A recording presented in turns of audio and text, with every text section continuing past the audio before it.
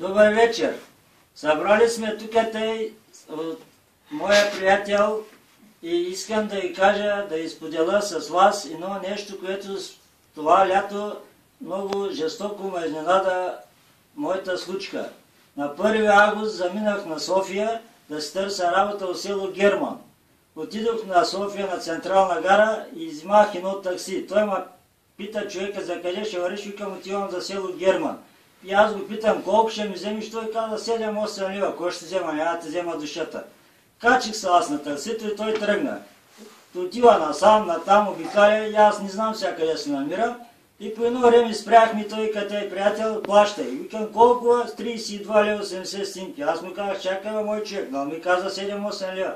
Ама де, ама вижте какво казва той таксиметровия тако за апарата. И аз викам, добре, аз нямам толкова пари, да ти ги платя.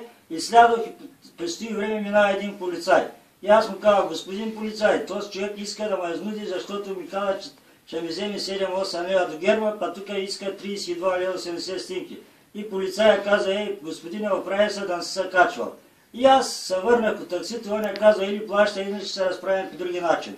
И аз му дадох парите, слязох от таксито и се чуда вече сега кой да правя. Не знам къде се намирам.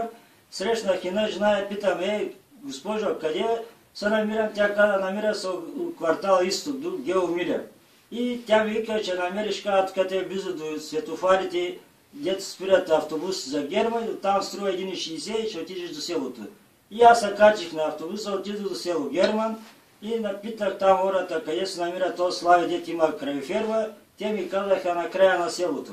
Отивам на края на селото, обаче една жена ми каза, тук има зеленчукова градина, ще вървиш из една гора и там е една големи кучета да ти направят нещо. И тръгнах аз из гората, по едно време ни големи кучета каракачанки и взела да лаят и аз се оплаших и се върнах. И отивам на центъра в село Герман, имах едни фиши, дет печела 3 тройки, 7,70. Взимах си печалбата и връщам с една маршрутка от Герман до Централна гара, пак 1,60. Слизам на Централна гара, влизам, вземам си билет до Червен бряг, защото там струваше 8,20.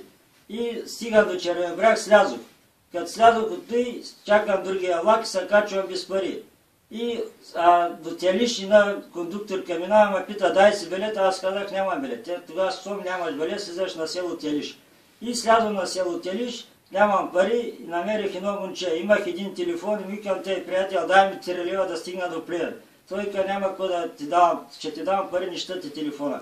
Качих се до Плевен и от Плевен пак слязох и нямам пари. По едно време иди другия влак, качвам се на влака и викам, отивам при началника на влака и му обяснявам. Викам, господин началник, нямам пари, кажи ми какво да правя, как да стигна до Павликени. Той каза, сядай тук, няма да мърдаш.